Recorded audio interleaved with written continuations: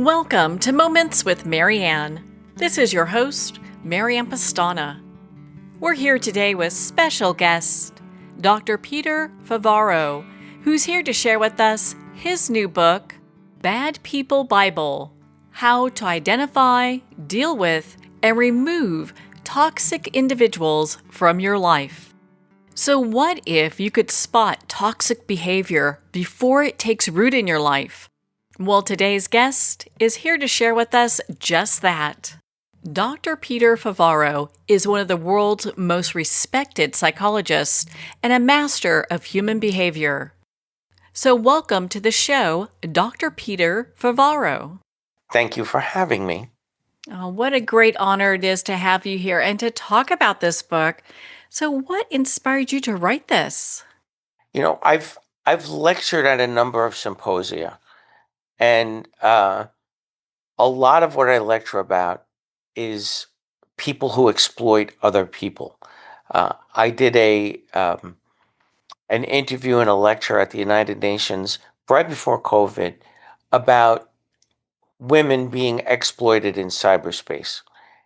And I always run across somebody in these lectures that says, well, how do you explain it? Aren't all people good? All people are born good, and they can all become better. And I don't believe that. I believe that some people are bad and won't change and enjoy being bad. Uh, and my primary occupation is as a forensic expert. And I encounter lots of people in doing my forensic work that are simply not good. And they exploit people and they abuse women. And I finally got the notion to sit down and write my 21st book, The Bad People Bible, and really do it from a perspective of how do you help people identify toxic individuals and how do you steer clear of them and get them out of your life? So every time I write another book, I'm sitting down at the breakfast table with my wife, eating a bowl of cereal, and I say, we're just talking. And I say something, and then I say, well, that would make a good book. So one of the last times I did that, Bad People Bible sprung up. My goodness. Well, I'm so glad that it has because you're really helping people with so many. I think everyone knows somebody that they would consider to be like a toxic person. But before we go too far down that road, I'd love for you to define what toxic people are because that way we can have a reference point. I start off by saying that everybody does bad things. And I include myself in that as well. I've done bad things in my life. Not reprehensible, but bad. I've been selfish. I've gossiped, and I've done things that I wouldn't consider to be so nice. Bad people want to be bad. They are bad because it gives them a sense of enjoyment to get a power advantage over another individual. And you can get pretty far in life by being a bad person. So they're often rewarded for their bad behavior. And the type of person I'm talking about gets a lot of gratification from hurting others. So that's our starting point. So, why do you think so many of us struggle to identify toxic people early or bad people early? Because we live in a very Pollyannish society in some ways, and people just don't want to believe that another human being derives pleasure from hurting them. And that's what leads a lot of women into abusive relationships. They believe that this person who's showing bad traits and bad tendencies can be fixed just by loving them the right way. And that's not the way it works. Well, I often hear of people talk about how they get into relationships and this person's amazing and wonderful and so great. And they get married or they move in together and things go south really fast. Why is that? Because bad people, truly bad people, are great starters in relationships. They're great manipulators. They're very good at seducing other, other people. And there's an expression called love bombing. A bad person will love bomb you. And, the example I use all the time is a man and a woman are out on their first date, and the man knows how to handle the waiters and knows about the wine and will complain if their date's dish isn't uh, perfect and stand up for them. And then 6 months later, that's the worst control freak they ever met. So uh, they're very good at disguising, bad people are very good at disguising their true nature. Well, in your book, you talk about how boundaries are not walls but filters. Can you explain that for us so we can really understand? Yeah, you know, we talk a lot about how important it is to set boundaries, you know, and when I say a boundary is not a wall, I mean that it's sometimes a very, very healthy thing to be able to set a boundary with another person, especially if they are a romantic partner. And I say that it's much more important to listen carefully to a person so that if you have to set a boundary, you are doing it in an appropriately self-protective way. So when you listen to someone, you don't necessarily have to put up a wall, but you have to learn to hear what they're saying behind the words. That's what I mean by a filter. So, what are some tips then we can use to start identifying people who are masquerading as good people versus folks who are showing up just authentic? The example I use all the time is we all know people who, in between the time that we see them, they have fought 50 wars with other people in other places. Uh, the guy that pumps the gas did something to insult them. A waiter did something to insult them. A person on the street did something to insult them. And all of those stories is evident. They're evident that this is a person who likes being in conflict with one another. I know a guy who's the landlord of a friend of mine, and he seems like a nice guy, but every time someone comes to the house to fix something, it's another battle, it's another war. No one is ever competent, no one is ever good. And he fires people and gets new people and fire. He likes having a fight. He likes being in a fight with someone. And there are people like that. So, are there ways that we can identify folks that have these kind of traits? Is it just knowing them for long periods of time? Listen to the stories they tell. Listen to how many villains cruise in and out of their lives. That's a big tip off. And like bad people, they divide the world into two types of people. Okay, the first type of people are inept, incompetent, horrible people, right? And then the next group is everybody who's like me. And you have to be I think you listen for how critical they are of other people, because that criticism is going to come around and be pointed at you one day. So, is this bad person different than, let's say, like a psychopath or a sociopath? Well, I think there are different flavors of bad people.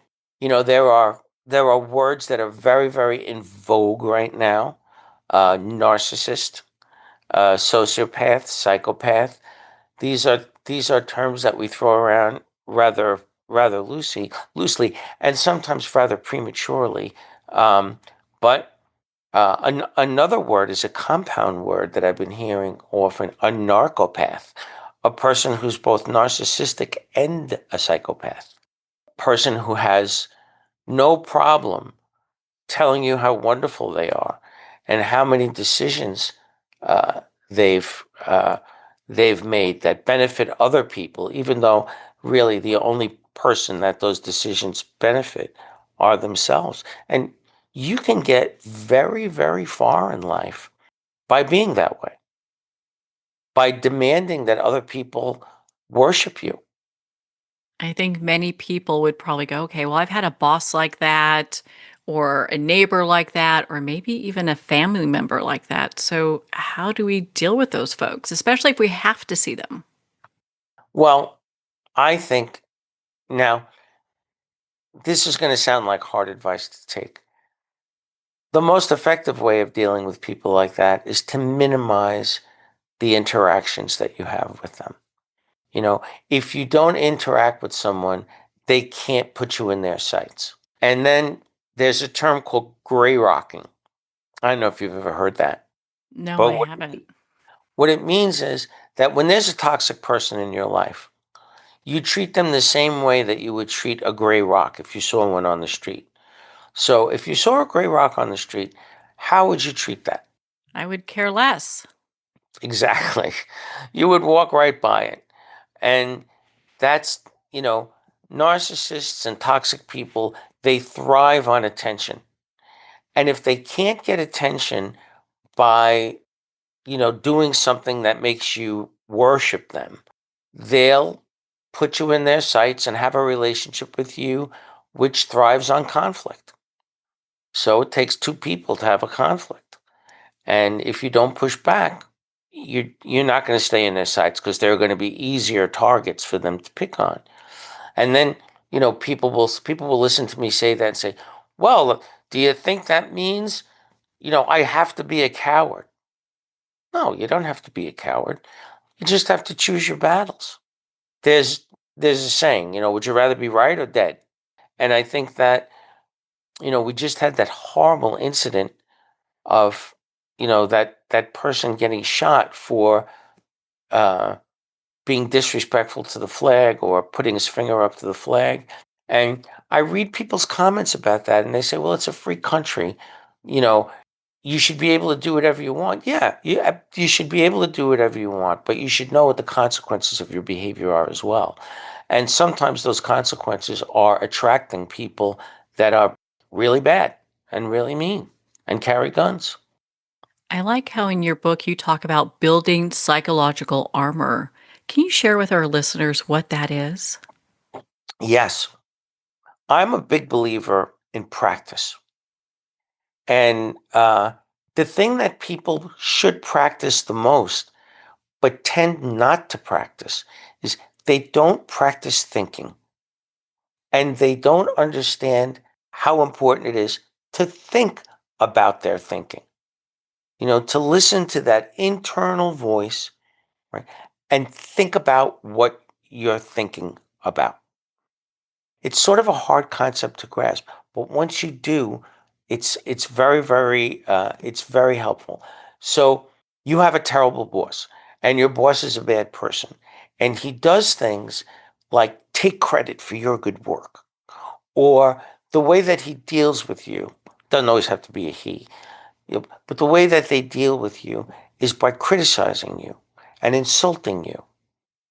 So I always tell people it's a good idea to practice how you're going to react to that before it happens. What am I going to do? Am I going to look past that person, ignore most of what they have to say, control the emotions on my face? I think all of those things are worthwhile practicing because when you're in the moment, your emotions are going crazy, right? And they're coming out of everywhere and they're making you say things to yourself. They're insulting you and you're fuming. Say, he's insulting me. He has no right to insult me. And this is unfair and it's not right. All of those things are probably true. But are they going to get you anywhere? Or are they going to just escalate what's going on? You punch your boss in the nose 5 minutes before you're ready to walk out of there and never go back. But on a day to day, if you need that job, it's much better to just roll. Roll with it. Understand that there are people in this world who, if their mother couldn't teach them how to behave, you're not going to teach them how to behave. So that's what I mean by psychological armor. Understanding the reality that there are bad people around, and that sometimes the best way of dealing with them is to wait until they evaporate. Let them talk themselves out. Let them yell themselves out. Let them insult themselves out. And, you get to go home after that. That's the end of it. I've got to work on my poker face because a lot of times I look at them like, "What in the heck are you talking about?" Right. It's always about it's always about rhetorical questions, right? Which that's a good example of rhetorical question. We have a million of them, especially where I grew up in Brooklyn. What are you, an idiot? things like things like that. Do you know who I am? So I always say it's a good idea not to use too many rhetorical questions because they tend to escalate conflict. So, do you see like a trend where good people are falling for the bad ones? Well, I think if I had to if I had to put it in a gender framework, women are so much healthier emotionally than most men. And I don't think that women fall for bad people. I think they make science projects out of bad people. And they see the one or two things that might be worth loving, and then they assume that all the rest of the things, even if they're bad, can be fixed by loving them the best way they can. And it's just not true. I think that if it's a truly bad person, they will use that love against you. So if you're being controlled, if you're being manipulated, if you're being insulted, if you're being unappreciated, and you're a woman in a relationship, go. Is it because people think, "Oh, I've got a remodel project happening here with this person. I can make it happen." When Yes, yes. And at the risk of sounding gender biased against males, women are the people that make things happen emotionally. Not that men can't. It's just that they're not programmed to. They have to learn. when people are leaving a relationship, let's say it's a harmful relationship, I've heard that they sometimes feel a ton of guilt in doing that. Is that true? And if so, is there a way to overcome that? It's true because women see the end of a relationship often as a failure on their part. I didn't do enough. I wasn't good enough. And relationships don't end because one person or the other fails. They end because people are not, at the end of the day, those people aren't compatible. Or at the end of the day, they don't set proper boundaries. Or at the end of the day, they look past what they shouldn't look past. All those red flags that get ignored. And it's easy because nobody wants to have to deal with the work of ending a relationship. It's a really hard thing to do because you have to throw aside a lot of very, very good memories, a lot of happy memories. Because all relationships, I mean, if you don't have at least a few happy memories, you're in a really, really bad relationship. But the beginning of relationships, the honeymoon period, people usually develop happy memories, good memories, and people don't want to let those go, and they don't want to feel like they've been fooled. How many people at the end of a relationship say, that person made a real idiot out of me? I hear that all the time, you know, uh, and it's because, so I'll get a little deeper. In relationships and in life in general, there are two emotions that people can concentrate on. Hope, right? Everybody hopes everything will get better. But I tell people, if you're hoping for something, you're wasting your time. You know, faith is what you need, because faith is something that is more of a two-way thing. If I give you my faith, okay, I have faith in you. I have confidence in you. then I can measure what I get in return. If Oh, I hope that we're going to be a good couple, well, that's a one-way street. But faith is more of a two-way street. I have faith in you. I have trust in you. Then you know how to measure what you get back. that's so wise. And it sounds so simple, but it seems like a lot of people don't do that. I mean, I've never approached it with faith, but I love hearing that. Yeah, everybody, because again, we live in sort of a Pollyannish society. Yeah, everybody hopes that they have the best possible relationship they can have, but it's much more important to have faith. Faith gives you a metric. And I'm really not talking about spiritual faith, although many people would see it as a spiritual thing. I'm talking about confidence as faith. Okay. I like that. Well, and then to kind of dovetail with this, so how then do we trust that we're like, let's say we're starting a new relationship. How do we trust that what we're seeing is true, or do we verify it? Because I know I've got friends that will look people up 7 ways to Sunday to find out all the information on them, but we don't want to become too much. We don't want to be paranoid. I think a little paranoia is good. And with respect to the whole issue of trust, I wrote the Bad People Bible off the heels of another book that I just wrote about staying in love, right? Secrets to Making Love Last. That's the last book I wrote before Bad People Bible.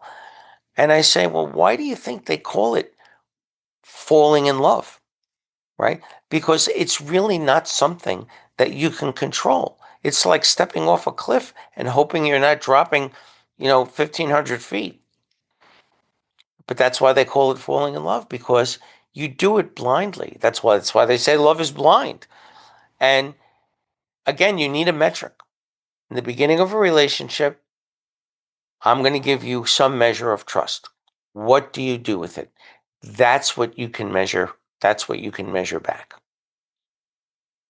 Today, um, we have the biggest disruptor of trust that there could possibly be, the cell phone. I think that cell phones are responsible for destroying more relationships than anything else. But they're a very good metric for trust. Isn't that the truth? My primary occupation is that I help judges determine who should get custody of children during a divorce. So I hear everyone's relationship story as I'm going through the evaluation process. And I can't tell you how many of those stories have something to do with a cell phone. That must be a hard job to do. Yeah, my job is pretty hard. And it's only the second hardest thing I do as a forensic expert. I also do international child abduction cases, um, which is even more sad and more difficult in terms of evaluating. I couldn't even imagine how challenging all of those would be. But What? it's super rewarding. Oh my gosh, I bet it is. So, what are some of the earliest red flags someone should look for if they're dealing with someone who's probably like who's a controlling person? We'll just put it that way. So I already talked about the person who gets into fights with everybody. And you'll see in the early parts of a relationship, that person will say, you know, you don't love me as much as I love you. You're not as loyal as I. You'll never find someone, who treats you like I do. And they'll evaluate your response. And after a while, the manufactured mistrust gets worse and worse. And when I lecture about things, people say to me, I feel like you get it. I feel like you're reading my mind, because it's a very common dynamic in relationships. It all revolves around a power shift in the relationship. A bad person, very, very happy to give you equal power in the beginning of a relationship. But soon after the balance of power is disrupted, they want all the power. If you're in a relationship and the person starts criticizing you about the way you dress or how you look, that's also a red flag, mostly for women, because you get guys who don't show their jealousy until, the reason why they fall in love with you is because you look so beautiful. And then the reason why they criticize you is because you look so beautiful. Again, it's all in the context of power shifts in relationships. And the main currency, whether you're a man or a woman, is criticism. Beginning of a relationship, partner can't do any wrong.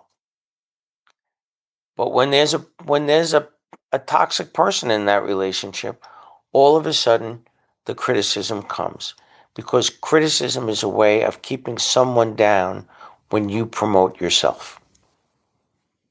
Mm-mm-mm. Well, then let's say, and we're not going to, we can't even if we tried to cover any portion of the book because it's so in depth and I felt it to be such a great read. But let's say we get to a point where we've left that toxic relationship. How do we rebuild ourselves again? Because a lot of times I think people are just feeling pretty low then. They do. The main thing after a break with a toxic person is to learn how to be friends with yourself again. Because toxic relationships take away your identity. They take away your sense of self. And learning to do things alone is so important. I always tell people who just had a breakup, go out to eat. Learn how to sit at a table while you're reading a book on your phone, and learn how to have a comfortable time with yourself. That's the first big hurdle that people have to achieve and overcome. Don't be so focused on connecting with someone else. Some people do not feel whole unless they're connected to someone else. But you have to feel whole first. It's really doing that personal work so we can stand on our own and be our own person. That's 100% true. And therapy is good for that. I think that when people find the right therapist and make the right connection, that can be a very, very good source of support for you when you're going into, like I always say, when you're becoming Marianne V 2.0 or whatever it is you're up to. I think people really need to reinvent themselves, whether it's in the context of a relationship or in the context of work or anything else. I think we have a long enough life to do more than one thing. Well, thank goodness for that. Yeah. And I love how your book really shines light not only on this topic, but helps people then overcome. You look for the key points. It's really helping people to walk a better path. I you know I've been writing for a very long time, and the biggest compliment anybody could give me is that when I read your book, I feel like I'm talking to, like, people who know me, you know, will say, reading your book is just like having a conversation with you. Just homespun practical wisdom, no psychological mumbo jumbo or self help mumbo jumbo. Just a nice practical conversation with some good homespun wisdom. What do you hope and would like readers and our listeners to take away from your book? What I'd like them to take away is that it's it's an anthem of mine, right? Which is You don't have to be sick to get better.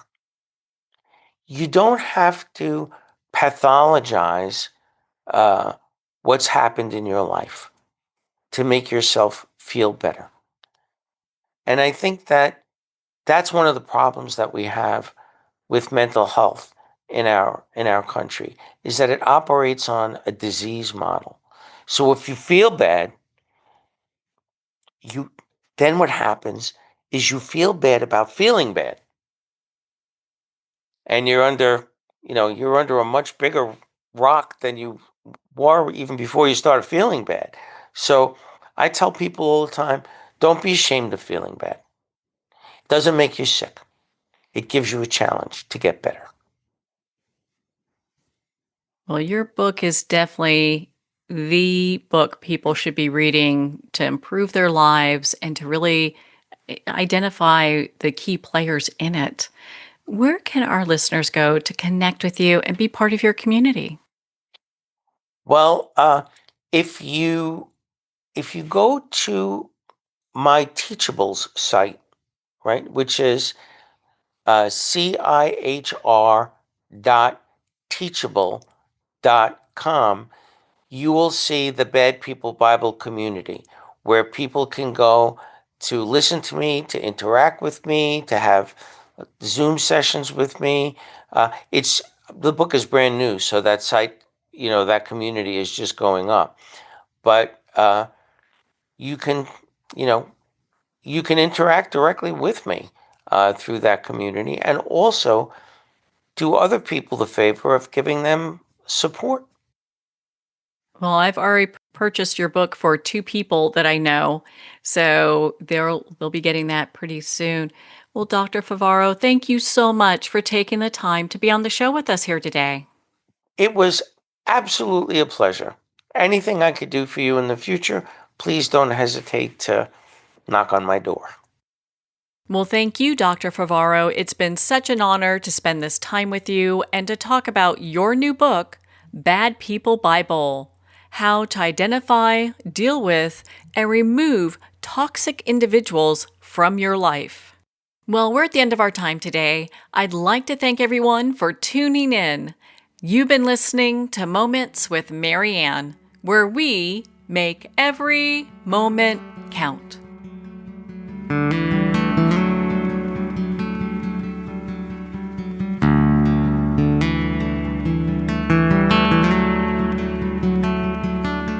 In a single moment, your life can change. Moments with Marianne is a transformative hour that covers an endless array of topics with the best of the best. Her guests are leaders in their fields, ranging from inspirational authors, top industry leaders, and business and spiritual entrepreneurs. Each guest is gifted and a true visionary, a recognized leader in her own work, and while teaching others to develop, refocus, and grow, Marianne will bring the best guest and sometimes a special surprise. Don't miss this. You never know just which moment will change your life forever. Make sure to tune in and visit momentswithmarianne.com for more information.